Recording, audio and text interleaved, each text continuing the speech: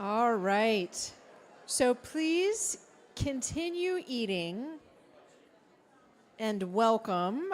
I want to start with thank yous. Thank you to Nancy McGuffin, Sally Goodnight, Mary Kent Hill, Ellen Cole, who spearheaded this celebration. It is no small task to arrange a meal for 250 people in a space. So yes.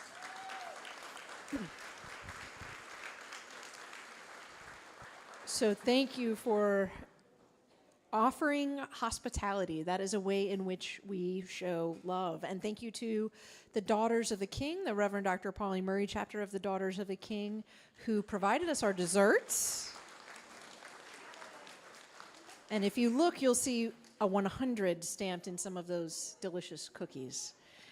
So welcome to this celebration on the centennial of our church's consecration by Bishop Cheshire, May 12th, 1925. We're marking physical space and its celebration, but also the vision of a community who wanted to work and serve in the kingdom of God. So I'm incredibly grateful to those who came before us, predecessors who've served in this community. How about people who've served the parish who used to be here but maybe have moved away or are serving in different parishes? Some of you are here. I see Stephen Elkins-Williams, wave. The Reverend Dr. The Reverend Dr. Bill Morley is here. Thank you for coming. We want to offer you this morning some glimpses as we look back over decades of ministry that we hope will inspire you for the future to live into those essential values of our baptismal covenant, putting our faith into action. So as we hear from voices across generations in our parish, and as we cast our minds and hearts back over decades, I want to say thank you to Jeff Crawford, our communications manager,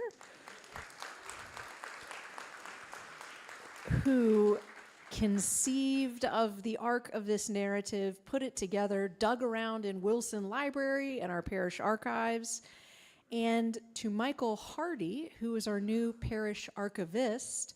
And as we finish this time and as we move to the church, is the name of that room, to the church for the hymn sing later, I hope that you will pass by our history exhibit that is in the library classroom. And you can see various miscellany from the archives and from the attic that are out for all to see. So as we're moving through the presentation, please feel free, should you need to, refresh your beverage, go get desserts, come eat more food as you will, but we're getting in a time machine. And as we board our time machine, we start in 1899 to get a glimpse of what the Chapel of the Cross looked like in the last century. Here we see a shot from parishioner Collier Cobb showing the chapel, which had recently been expanded in 1891. The university had reopened from a decade-long closure during Reconstruction after the Civil War, and both UNC and the Chapel of the Cross would grow quite a bit during the 20th century.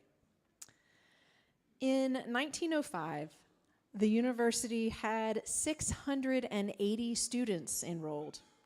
Here at the Chapel of the Cross, there were 23 families and 54 baptized persons reported to the diocese. In 1914, the vestry of the Chapel of the Cross proposed a master plan to expand the chapel and build onto it a parish house so as to suit the needs of the parish. It was to be called the Battle Memorial, and it was to be designed by New York architect Hobart Upjohn. Here you can see the renderings for what was hoped to be the first stage of a parish house added at the back of the chapel. And eventually it was to be expanded to enlarge the chapel quite a bit and add a parish hall and other facilities onto the back. In 1916, the parish house was added, in that which we now call the battle wing. So we can see a few pictures of it was as it existed. I have to say, every time I see this ivy in these pictures, the ivy was legion. That's the chapel covered in ivy. In the late 1910s, World War I came to Chapel Hill, and students and townspeople went off to war. Our processional cross that we use today is actually a memorial for a UNC graduate who was killed in World War I, John Manning Battle, who died in 1918. And eventually the war would end, and as you can see, they celebrated in the chapel with an armistice feast. Stephen's going to bring us into the 1920s.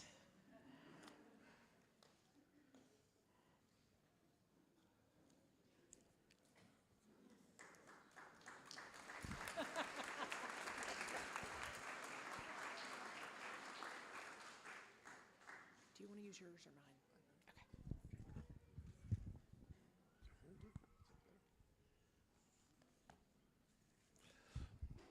Let me just thank Elizabeth Marie for inviting me to do this, and just mention that my grandson Henry was just here. He's 2.5 and it's nap time, so Betsy has taken him. But yesterday he ran into her 2 sons, Thomas and Edward, at Chick-fil-A, and they bonded instantly and spent the whole service in the back pew just palling around. Must be something about PK genes or something, I'm not sure. The 1920s. The 20s was a decade of incredible growth in Chapel Hill and at the university.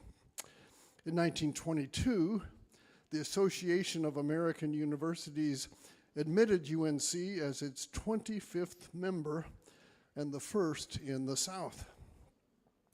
The growth of research and graduate programs at UNC was a major reason for this. And with the growth of these programs, let's take a look around at some of our new church's contemporaries. The Wilson Library and Polk Place, then called South Campus, were built in the 20s. Kenan Stadium was as well, as was the Carolina Inn. And the original Ramesses made his debut in the 1920s. So a lot of what we would recognize in Chapel Hill started to take shape during this period, including the paving of Franklin Street.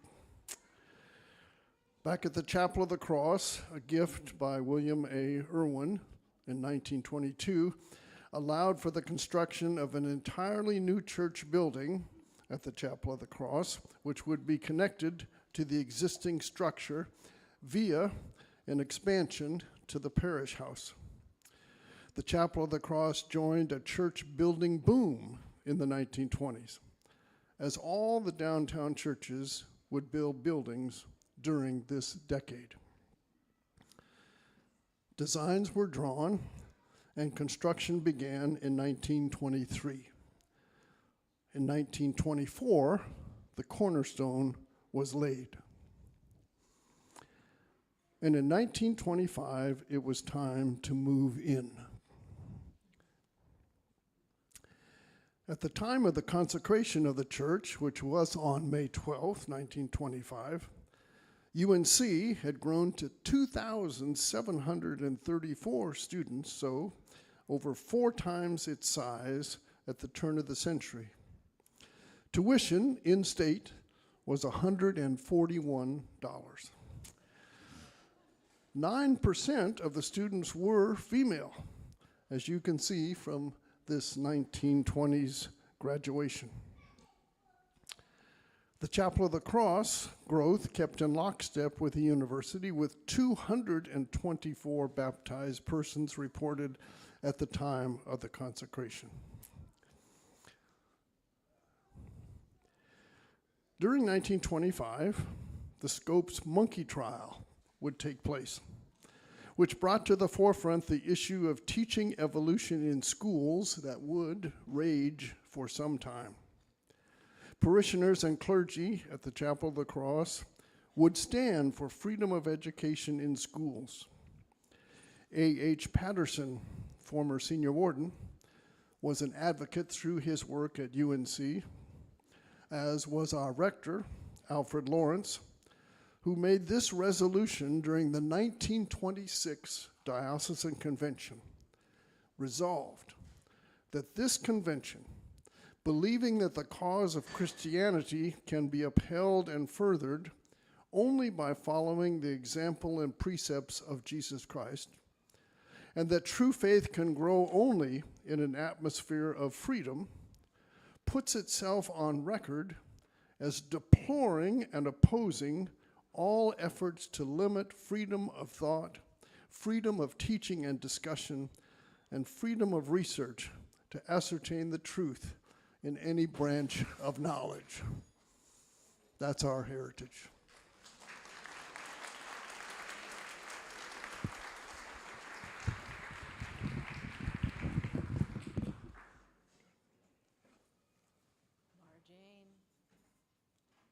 Laura Jane. Oh, there you are.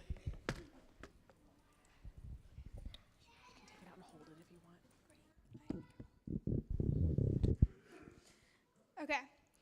In the 1930s, through the Depression, the university and the Chapel of the Cross continued to grow.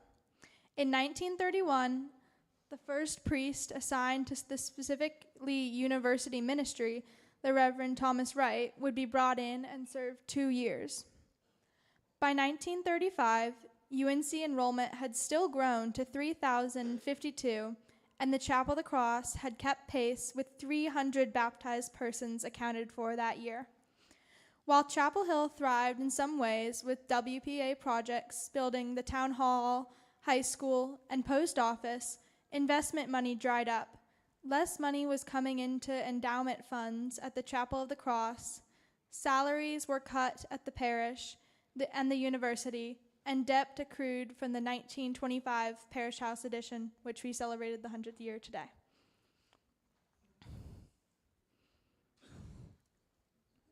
The 1940s would bring more war and yet even more prosperity to the town, parish, and university.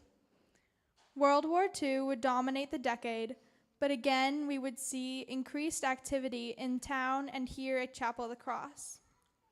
The Chapel of the Cross would celebrate its centennial in 1942. They would do so with a pageant celebrating 100 years, written by parishioner and UNC professor Urban T. Holmes, Jr. This pageant would be performed behind the church and again for the Diocesan Convention in Raleigh, and presented several vignettes from the history of the parish. To celebrate the centennial, the parish hoped to finally retire the 1925 parish house debt, which had not been able to be paid off in the 1930s, and have Hobart Upjohn design an outdoor altar to the memory of Bishop Joseph Blount Cheshire, a former rector of the parish. While the debt was retired, investment income losses due to World War II did not yet yield an outdoor altar. UNC would grow by leaps and bounds in the 1940s, being selected as one of 5 sites for the U.S. Navy's pre-flight school, which would bring roughly 20,000 cadets through Chapel Hill during wartime, including future presidents Gerald Ford and George H.W. Bush, and sports legends Bear Bryant and Ted Williams. The Chapel of the Cross was active on campus in chaplaincy and helping support the war effort, particularly the Red Cross. A major transition in the life of the parish would come with Alfred Lawrence ending his time as rector in 1944. He had served the parish since 1921, a length of time highly unusual at this point in our parish's history. The parish called David Yates as his successor from St. Philip's in Durham. David Yates, who was a pacifist, was active in Members of Justice. Edward Pennock, who was bishop at the time, claimed Yates was the conscience of the diocese. In 1945, when Yates arrived at Chapel of the Cross, there were 450 reported baptized persons at the Chapel of the Cross. In the post-war climate, UNC's campus and the town of Chapel Hill would experience more growth and prosperity, and it would begin decades of growth in the state. It would also signal the beginning of the ramping up of civil rights demonstrations in the town in 1947, when the first Freedom Ride, the Journey to Reconciliation, would lead to arrests and violence in Chapel Hill. All right, Strother.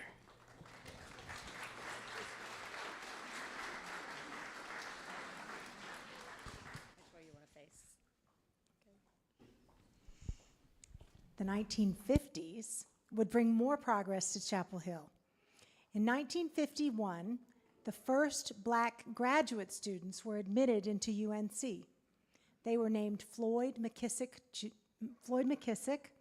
J. Kenneth Lee, Harvey Beach, and James Lassiter. In 1952, the medical school would be integrated with Oscar Diggs, who is pictured here on the left. Diggs would also be a pioneer at the Chapel of the Cross in reintegrating the parish. David Yates would facilitate conversations with parishioners to ensure a smooth transition. In 1952, the University of North Carolina would be integrated in its undergraduate program, and the Chapel of the Cross would commission the Church of the Holy Family in Chapel Hill to meet the needs of a growing community. In 1950, Chapel Hill had a population of 9,177. Holy Family would meet on UNC's campus until their own facility could be built.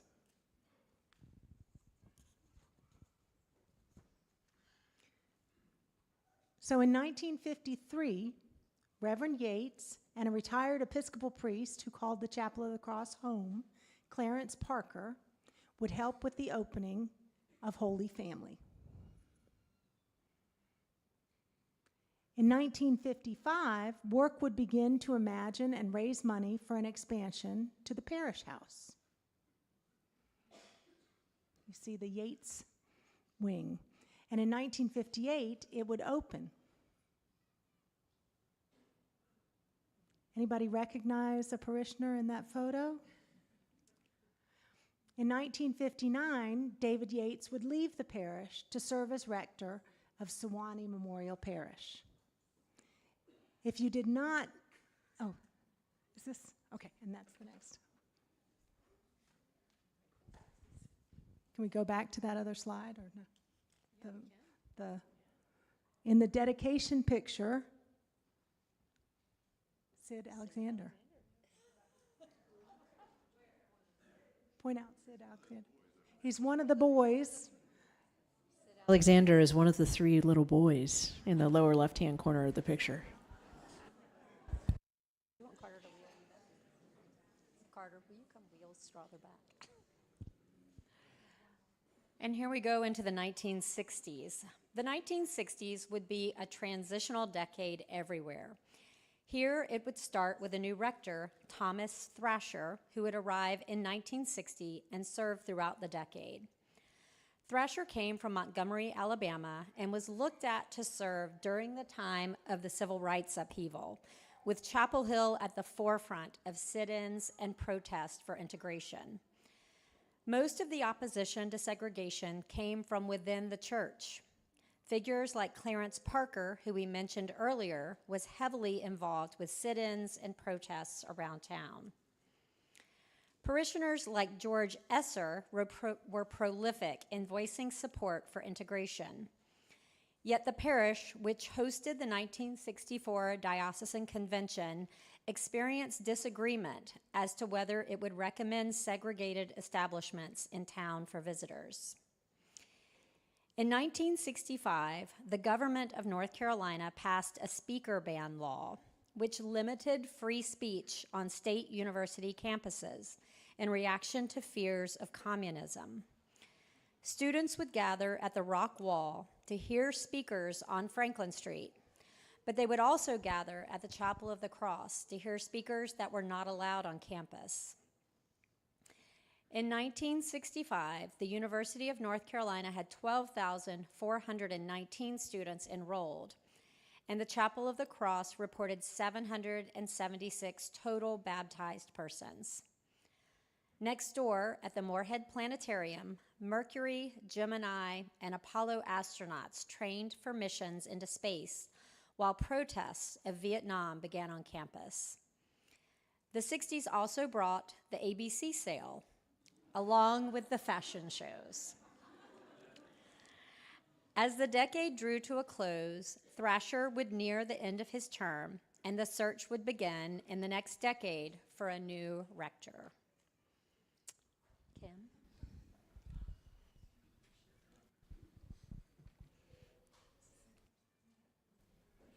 As Kim makes her way, if anyone remembers Mary Arthur Studemeyer, and that Mary Arthur was in that last photo approaching. Yeah, she was, yes, yes.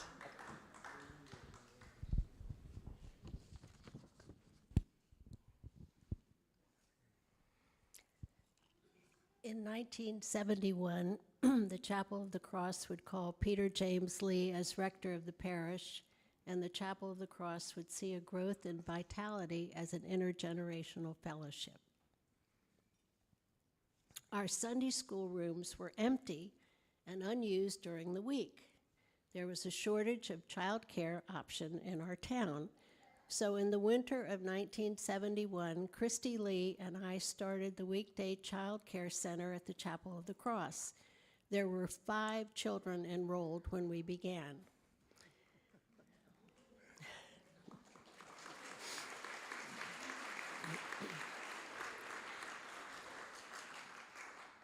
The 70s would be a milestone decade for women's rights, and we would see that with the ordination of women.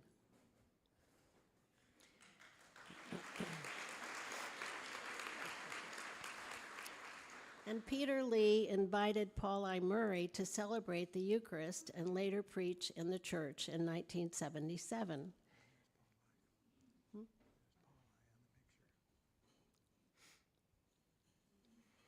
The 70s was also a momentous decade in the adoption of the 1979 prayer book. This included a collect for our enemies by the former rector David Yates.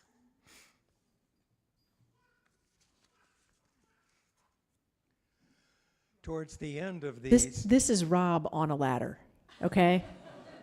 So just saying, I have to call that out. I was junior warden and helped with the maintenance in the building for many years. I'm changing the lights on the arch in the chancel. Can I tell one story?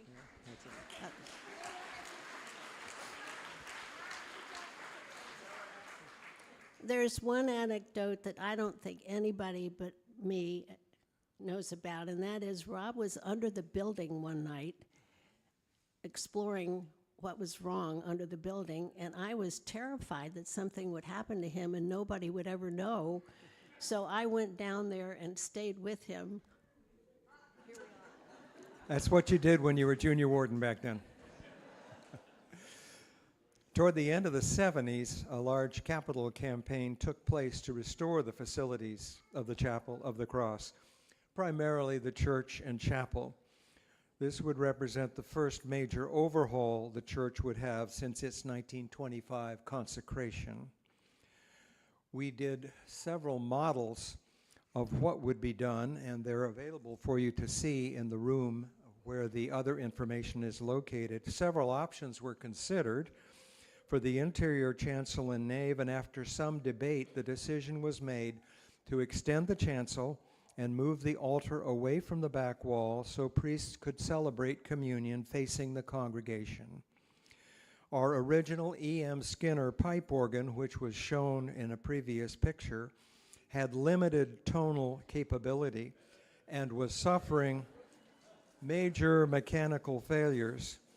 After consulting several experts, and receiving quotes from several organ builders, a decision was made to replace it with the new Kloiker organ. So there's models, pictures of the church that lay out more information in the other room, but we arrived at the arrangement you see now. Moving on to the 1980s. As we move into the 80s, work began on the church. And in 1981, it was rededicated in a very large service. In 1983, Anna Louise Pagano became the first woman ordained at the Chapel of the Cross, first as a deacon, and then in April 1984 as a priest. Also known as Nancy, she remained on the staff until 1992. In 1984, Peter Lee was called to be Bishop of Virginia, and in 1985, Stephen Elkins Williams would be called to the rectorship at the Chapel of the Cross.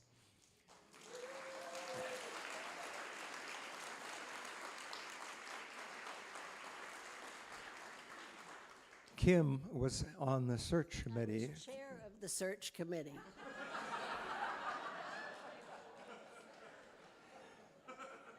Who called Peter? Steve. Steve. Get it right. Since opening in 1925, our church was heated by radiators under windows along the side walls. On hot, humid days in the summer, ushers would open the windows to improve air circulation. We can thank parishioners of the Chapel of the Cross in the 1980s for air conditioning our church base, which was accomplished in this decade.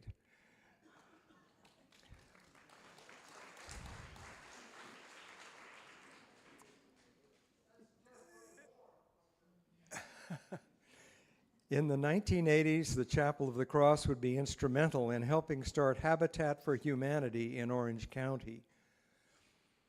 In the 1990s, the Chapel of the Cross would celebrate its 150th anniversary as a parish. Additions were added to our parish house to meet the needs of our ministries.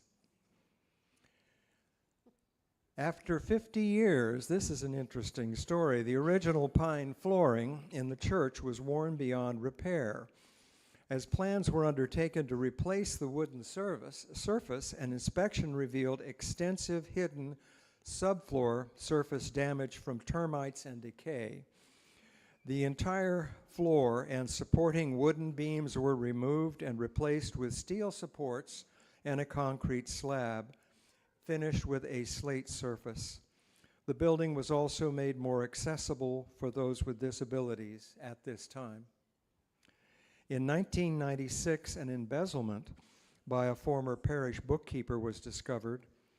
The bookkeeper cooperated with the investigation and was charged with larceny. A growing relationship with St. Paul AME would lead to Faith on Franklin Street event in 1998, where people formed a human chain down Franklin Street from St. Paul to the Chapel of the Cross.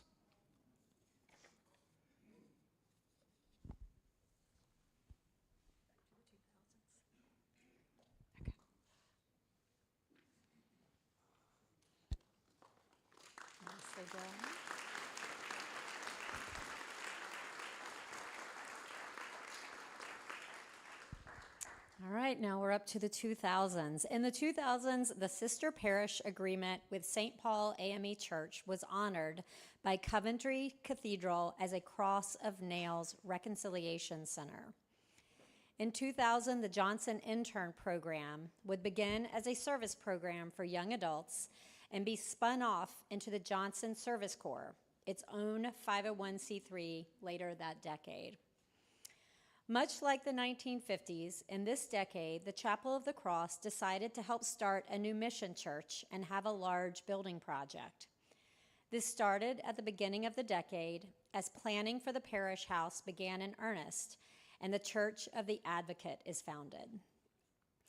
In the late 2000s, a parish-wide conversation on gay unions would lead to the Chapel of the Cross offering blessings of gay unions in 2007. Also in 2007, the Chapel of the Cross would celebrate the 30th anniversary of Pauli Murray's first Eucharist by welcoming Catherine Jeffert Scory to preach in a very special service. In the 2010s, this decade saw the completion of a significant expansion of the parish facilities. Big enough for a horse, I guess. Allowing the parish to better serve the community and provide spaces for hospitality, fellowship, campus ministry, formation, and music. In 2015, the Reverend Stephen Elkins Williams retired after 33 years of ministry with the parish.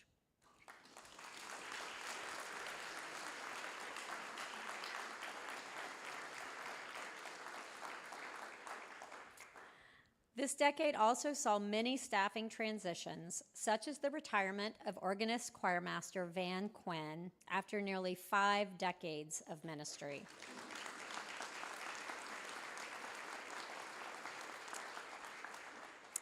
And in 2016, the parish called its first female rector, the Reverend Elizabeth Marie Melchona.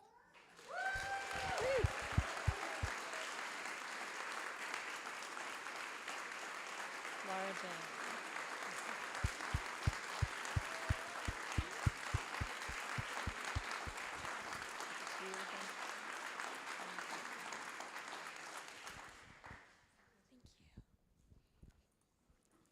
Okay.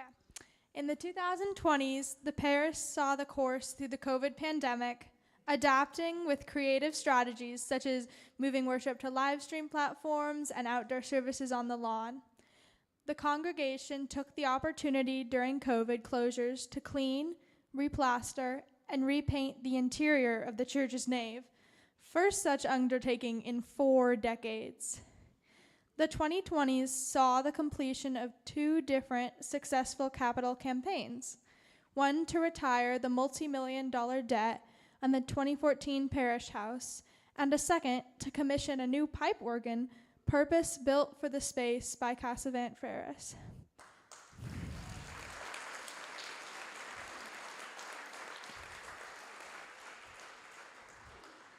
The instrument was placed into service in Advent of 2024 and blessed by Bishop Samuel Rodman, given to the glory of God and in thanksgiving for the ministry of the Right Reverend Peter James Lee. This decade has also seen a re-energizing of an authentic relationship between Chapel of the Cross and its sister parish, St. Paul AME.